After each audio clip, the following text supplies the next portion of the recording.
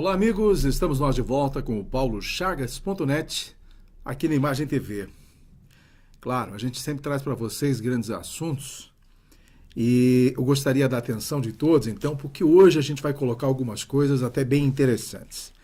Pois estamos vivendo o espírito de Natal, tivemos neste último domingo em Lages a abertura oficial do Natal Felicidade 2017. Uma belíssima festa no Parque Jonas Ramos, no Tanque, e dispensa comentários. Mas não vou dispensar não, a respeito disso, eu acho até que depois de muitas colocações que a gente ouve na comunidade, até na imprensa, algumas coisas nesse sentido, de que a instalação da estrutura principal deste Natal lá no Tanque estaria desagradando algumas pessoas. Eu não entendo. Parece que criticam simplesmente por criticar. Antigamente, a estrutura era colocada ao lado da catedral, entre a prefeitura e a catedral, e vocês sabem que ali é um ponto estratégico turístico da cidade de Lages. E antes, quando se fazia o Natal ali, ficava um palco enorme que cobria uma parte da catedral e, na totalidade, a prefeitura. Então, o visitante, quando chegava em Lages, não enxergava nunca esses pontos turísticos que nós temos na arquitetura da igreja e também da prefeitura. Bom, então, o que eu quero dizer é que a decisão de transferir para o Tanque, que é um ponto realmente lindíssimo da cidade de Lages, é um dos maiores cartões postais que nós temos dentro da cidade, é outro ponto turístico. A transferência, então, para essa estrutura, neste ponto, foi a mais acertada. E nós conferimos neste domingo a beleza que aquilo tudo realmente se concretizou. Mas as pessoas falam por falar, a gente até não entende tantas. Cada vez que há uma necessidade de uma mudança ou de alguma coisa diferente, há também opiniões diferentes. Eu quero, inclusive, lembrar aqui, o asfaltamento da Coxilha Rica, quando se falou em asfaltar a Coxilha Rica, muita gente colocou as mãos na cabeça e digo, pelo amor de Deus, asfaltar o interior enquanto a cidade está precisando de asfalto. Digo, gente, o município de Lages é formado pelo interior e pela região urbana. Todas as duas áreas precisam de atenção do poder público.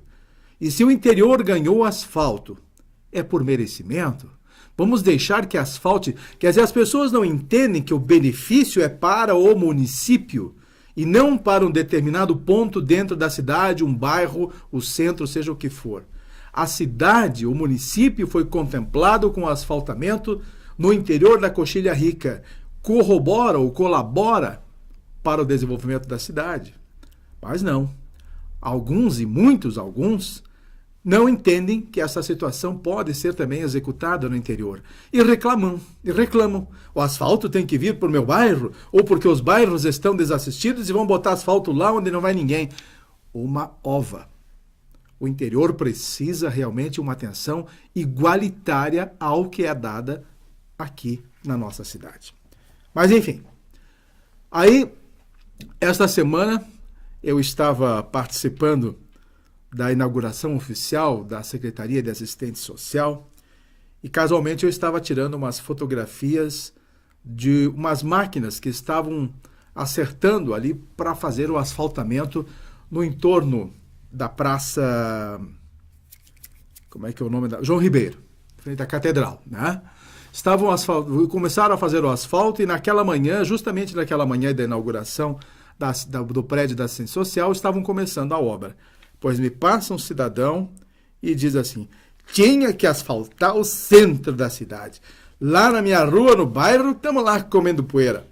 Mas, gente, há um projeto para asfaltar praticamente todas as principais ruas da cidade de Lages. Agora, é impossível uma administração, numa única administração, em menos de um ano, já projetar o asfaltamento para todas as ruas da cidade de Lages. No passado, não houve um planejamento para fazer isso, e claro que cada administração que chega vai pagando o pato, vai tendo que assumir essas responsabilidades, Mas há um projeto de asfaltamento de mais de 100 ruas, principalmente aquelas em que os ônibus urbanos irão passar. Isso é fato. E algumas ruas já estão sendo trabalhadas, já estão sendo asfaltadas. Né? Vocês já estão de prova. Lá na Penha, lá no Guarujá e assim por diante.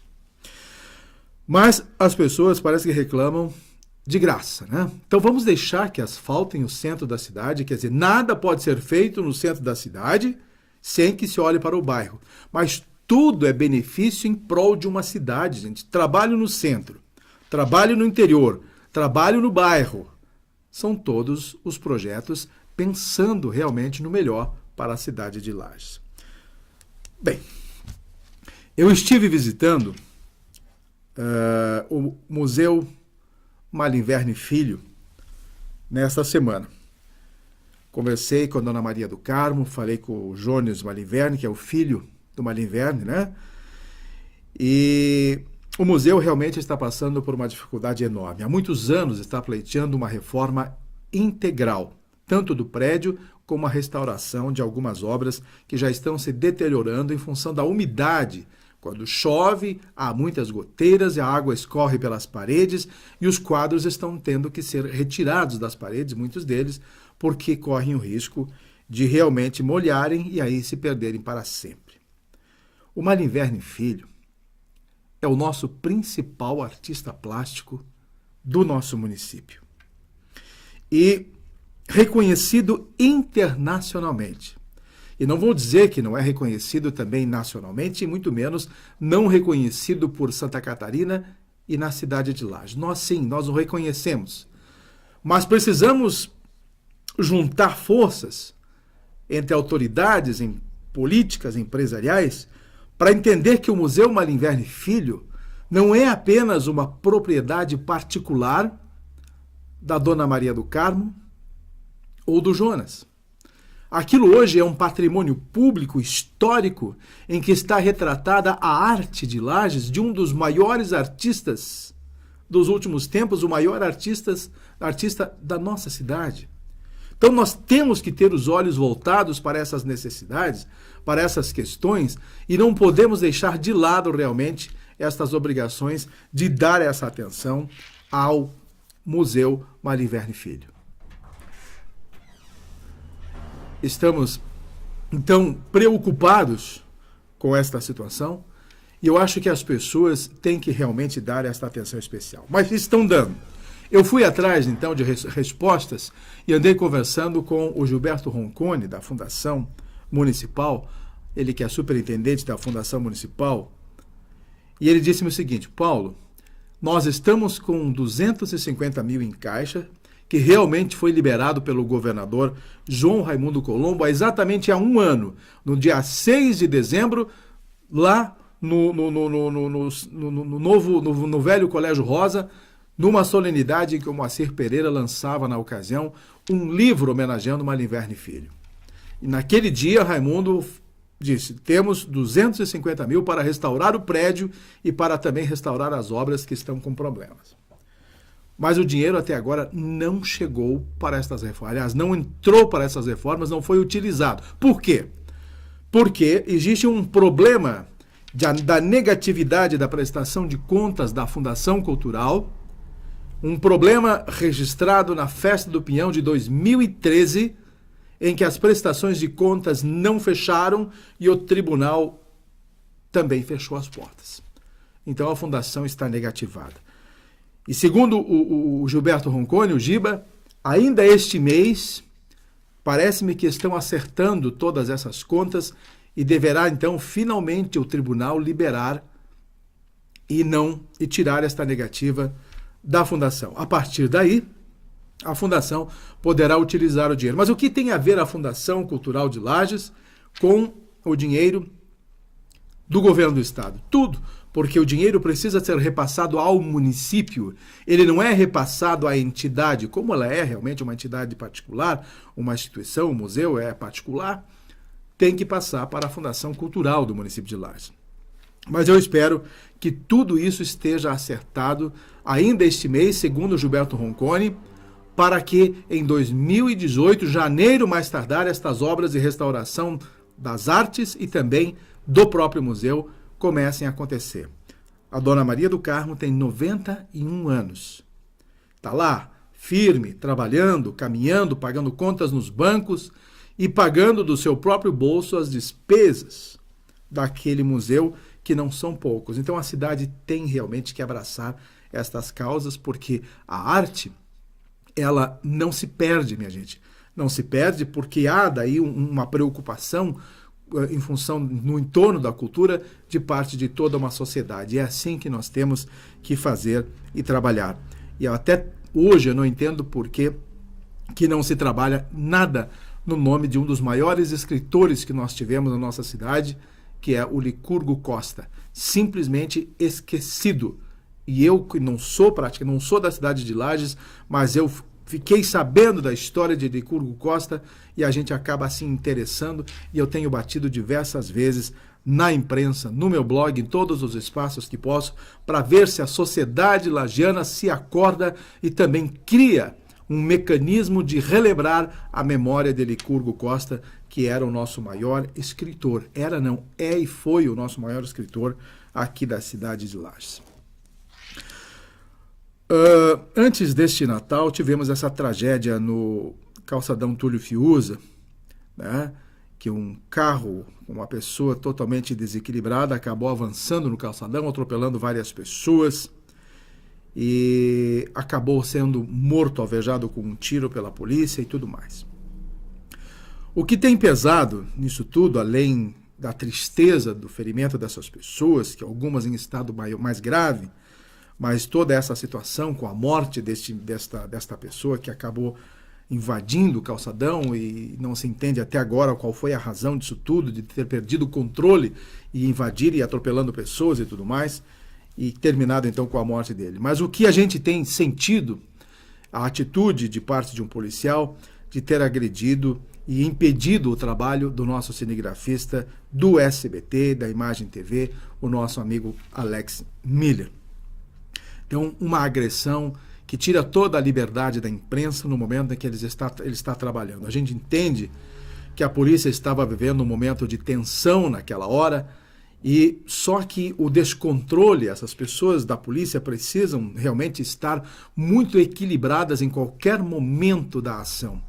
Elas não podem perder exatamente o controle, porque nós, da sociedade, nós dependemos da ação efetiva da polícia num caso desses, e se eles não estiverem dentro da razão, com a situação sob controle, com a mente praticamente numa concentração completa diante do seu trabalho, nós como vamos confiar então destas pessoas que fazem parte da polícia e que realmente têm que nos dar o resguardo da segurança neste momento? Então a gente percebeu o descontrole de um soldado, de uma pessoa da polícia militar, que acabou agredindo um profissional da imprensa que estava só no exercício do seu trabalho.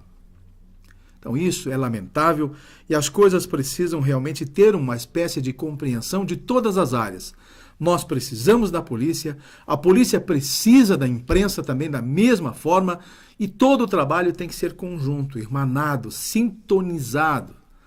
Não há razão realmente para esse tipo de descontrole. A polícia militar precisa realmente conversar com os seus pares e a partir daí entrar numa ordem organizada para que não tenhamos mais esses fatos lamentáveis que atinjam os parceiros de imprensa diante de uma ação que ocorreu, mas que era também notícia naquele momento e que atrai, claro, a curiosidade de populares da própria imprensa. Eu quero lembrar uma coisa, eu acabei esquecendo de falar mais uma coisinha do Museu Malinverni. O Jonas Malinverni, o filho do Malinverni Filho, né, o nosso artista plástico, está fazendo algumas pinturas para o exterior. Então, para vocês terem uma ideia da extensão do pai, o filho também assumiu essa responsabilidade. O Jonas é outra pessoa que também já deve começar a ter, a partir de agora, uma atenção para o seu trabalho. E nessa visita que eu estive lá, eu testemunhei 2 trabalhos para o exterior. Um para a Dinamarca, já está quase pronto, e outro para a Alemanha, que ele está pintando e exportando esses quadros. E também, minha gente, coube a ele a pintura do busto do governador João Raimundo Colombo, para ser colocado na Galeria de Governadores, lá em Florianópolis, no centro administrativo assim que o Raimundo deixar o governo. Então vai ser pintada uma tela enorme com o busto do governador João Raimundo Colombo, e a responsabilidade recaiu ao Jonas Malinverni aqui de Lages. Então veja só o talento desse nosso artista, que também já está merecendo uma atenção bastante especial. Mas vamos lá. Achei muito bacana a atitude de um empresário local ao doar 1.400 reais a um aposentado que perdeu o seu dinheiro ou que foi roubado, não se sabe. O fato é que ele acabou não encontrando mais esses 1.400 reais do dinheiro da sua aposentadoria, 13º e tudo mais. Quando foi pagar uma conta, não estava mais com dinheiro no bolso.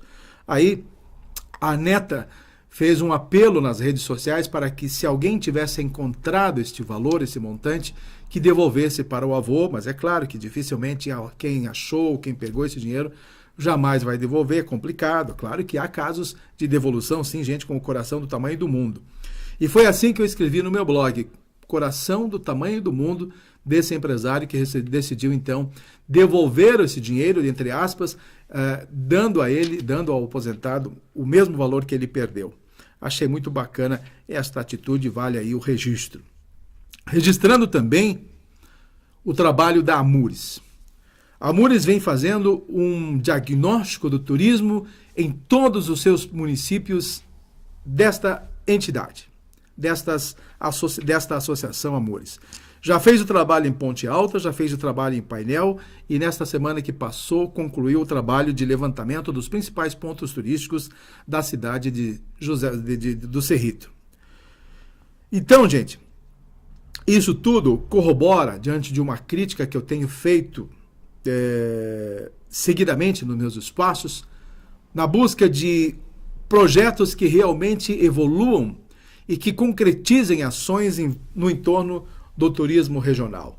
E este trabalho que a Amures vem fazendo está realmente sendo algo de muito mérito e de muitos elogios, porque esse diagnóstico, e que agora precisa de constante divulgação para que as pessoas na região serrana e no estado de Santa Catarina tenham a noção claríssima de onde estão esses lugares e a cada lugar visitado poder saber que aqui existe isso, naquela cidade tem mais isso e que nós possamos então organizar o turismo regional nesses pequenos municípios da nossa região serrana.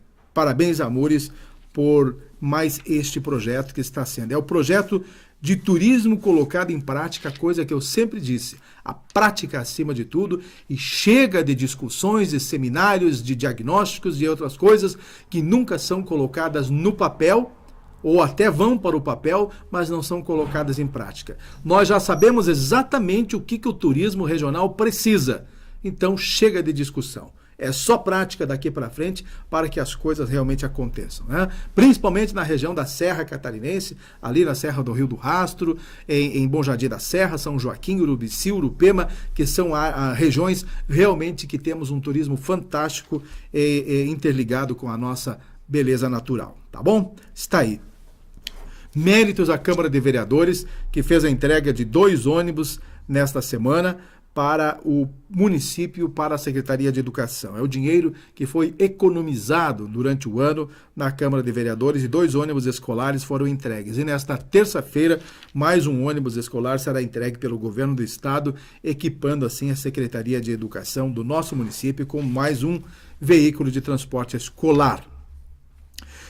O Hospital Infantil de nossa cidade tem recebido realmente uma atenção muito especial de toda a nossa sociedade, dos nossos parlamentares e do governo do estado. Recentemente foi inaugurado mais um prédio de administração, né, lá no Hospital Infantil, e esta semana que passou, a deputada Carmen Zanotto fez a entrega de novas emendas parlamentares. Aliás, a Carmen já conseguiu, no tempo do seu mandato, até aqui, mais de 3,2 milhões de reais, e nesta semana que passou, ela fez a entrega de mais um montante em dinheiro que vai dar para comprar vários e vários equipamentos para instrumentalizar, então, o hospital infantil aqui de nossa cidade. Vamos à frente. Essa semana também foi colocado o tapume. Hoje eu estou dando um pique aqui porque são muitos os assuntos, foi colocado o tapume para a demolição do Colégio Aristiliano Ramos. Se as obras vão começar ainda neste mês de dezembro, até agora eu não sei. A notícia que temos é que o tapume foi colocado. Mas eu acho que sim, porque as obras de demolição nada interfere na questão do Natal, embora seja ali no calçadão e tudo mais. Tem gente que diz, mas vai levar poeira para as nossas lojas, vai não sei o quê. Tudo é complicado em nossa cidade, gente. Nada que se faça pode ser feito sem uma crítica paralela. Então, vamos demolir o Aristiliano. Agora tem a poeira do colégio, que durante a demolição vai cobrir as nossas lojas de poeira. Então, é por aí. É impressionante o que se reclama. Quando não fazem as coisas, não porque não fazem. Quando fazem, é porque estão fazendo. Eu estive, inclusive, a semana que passou, lá no bairro Santa Catarina, fui fazer uma cobertura daquela obra, daquele buraco, daquela cratera que a Semasa e que uma empresa terceirizada fez para terminar o declive do esgoto que viria lá dos bairros Araucária e tudo mais, e precisava realmente fazer um buraco enorme para poder aproveitar o declive, porque essas coisas precisavam, enfim, fazer tudo aquilo. Então, houve críticas, houve reportagens, houve comentários de todos os tipos, porque aquela obra estava colocando em perigo a sociedade e tudo mais. Pois bem, fecharam aquilo, planaram a rua, colocaram as pedras, fizeram todo o sistema de canalização, esgoto fluvial, esgoto e também fluvial e esgoto sanitário. Tudo feitinho, tudo arrumadinho. Aí ninguém foi lá fazer esta reportagem. Era a obrigação de estar pronto, então isso já não é mais notícia. Quer dizer, a notícia só é quando as coisas estão virando tragédia. Quando as coisas estão pintadinhas, bonitinhas, arrumadinhas, isso já não é mais notícia, é obrigação. Eu acho que nós temos que ter os dois pesos e as duas medidas nas mãos, gente. Para fazer o acompanhamento do buraco, tudo bem, e quando se colocava em risco a sociedade, mas eu fui lá e mostrei que estava tudo bem. Não cheguei até na época a fazer reportagem da cratera. Só algumas vezes a gente fez algumas colocações e tudo mais. Mas enfim, tá lá no bairro Santa Catarina, para quem quiser ver, a obra ficou boa e agora só falta a conclusão da estação de tratamento de esgoto que fica localizada lá no bairro Araucária. E esses complexo Araucária deve terminar agora no mês de dezembro, todas as obras, segundo promessa do prefeito Antônio Seron. E voltando ao tapume do Aristiliano Ramos, todo aquele material que vai poder ser reutilizado vai para o programa Reuso da Prefeitura, que está sendo um enorme sucesso.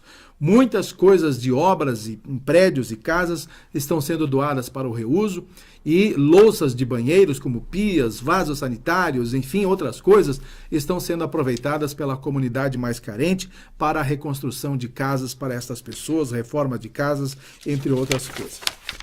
Muito bem, para nós fecharmos o nosso programa de hoje, rapidamente, a questão política envolvendo o deputado federal João Rodrigues e o deputado estadual Merizio. O que tem a ver os dois? Vocês sabem que o Merizio lançou a pré-candidatura ao governo do estado de Santa Catarina há vários meses, bem mais tempo. Ele se coloca como o substituto do governador João Raimundo Colombo dentro do PSD. João Rodrigues havia manifestado o apoio dele em nome de Merizio, em caso de as pesquisas apontarem, então, que Merizio era o preferido na corrida eleitoral. Foi esse o condicionante de João Rodrigues. Pois, na primeira pesquisa em que já deu negativa para Merizio, bastou para que João Rodrigues se acendesse a essa necessidade de também lançar o nome dele para ser pré-candidato ao governo do estado de Santa Catarina. E hoje, então, está havendo internamente no PSD um enorme racha nas posições de várias pessoas, umas apoiando o Merizio e outras apoiando o João Rodrigues. Mas, de qualquer maneira, agora as pesquisas vão dizer se João Rodrigues tem muito mais condições do que Merizio, ou se o Merizio vai crescer nessas pesquisas e outras coisas, porque a gente precisa entender tudo isso. Mas deixe que se decidam. Afinal de contas, são cachorros grandes dentro dos partidos e eu acho que as lideranças, principalmente a de Raimundo Colombo, saberão aí resolver essas questões internas e vão saber o que é melhor para o PSD. Os outros partidos ainda estão em fase de definição. O PMDB tem colocado o deputado federal Mauro Mariani como seu pré-candidato, mas a gente sabe também que outras pessoas estão com intenções de serem os candidatos do partido do PMDB. Os outros menores, temos aí o Décio Lima pelo PT, o Paulo Bauer pelo PSDB e assim por diante. Vamos aguardar essas definições, porque ainda, tecnicamente, nós estamos vivendo um período muito cedo, embora as corridas eleitorais visando o pleito de 2018 já estejam voando, né? E por falar nisso, tem o período de desincompatibilização, que para muitas pessoas, abril de 2018 é o prazo máximo para se desincompatibilizar. Caso do governador João Raimundo Colombo, entre outras pessoas, precisam então deixar os seus cargos para trabalharem nas suas campanhas. Outros casos, como radialistas e empresários, têm menos tempo, lá por 3 ou 4 meses, para se desincompatibilizar. Tá bom, minha gente? Eu ainda vou falar muito sobre a política e sobre essas questões em nossa cidade de Lages, mas eu quero aqui já, desde já, convidar a vocês para que visitem o nosso tanque, que prestigiem os eventos natalinos e tudo mais. É realmente algo fantástico que a gente tem que estar acompanhando. E parabéns à Chapecoense, que conseguiu uma colocação inédita no Campeonato Brasileiro. Ficou como o 8º melhor time do Brasil, minha gente. Conquistou uma vaga no campo para a Libertadores da América. Então a Chapecoense, que perdeu o seu time inteiro ano passado, em novembro, e que conseguiu reconstruir e teve essa histórica ascensão em um ano, apesar de todo o trauma que viveu diante desta tragédia aérea de 2016. Mas conseguiu se recuperar e no campo trouxe muitas alegrias. Logicamente não vamos esquecer os heróis que se foram, mas os heróis de hoje cumpriram e honraram esta camisa verde da Chapecoense. E eu, como um torcedor desse time de Santa Catarina, não poderia deixar de fechar o nosso programa deixando esse abraço e parabenizando toda a diretoria, o meu amigo Maninho, presidente da Associação Chapecoense de Futebol, o Roberto Merlo, que é o homem da economia e das finanças, todos grandes amigos de Chapecó e que estão lá trabalhando por esta Chapecoense, que com certeza em 2018 vai também novamente nos dar muitas alegrias. O Avaí e o Figueirense, infelizmente, vão disputar, e o Criciúma, né, vão continuar disputando a Série B, e a gente fica na torcida para que eles consigam, em 2018, subir novamente para a Série A e manter uma hegemonia de pelo menos um time de Santa Catarina estar na elite do futebol brasileiro. Um grande abraço a vocês e até a próxima semana, se Deus quiser.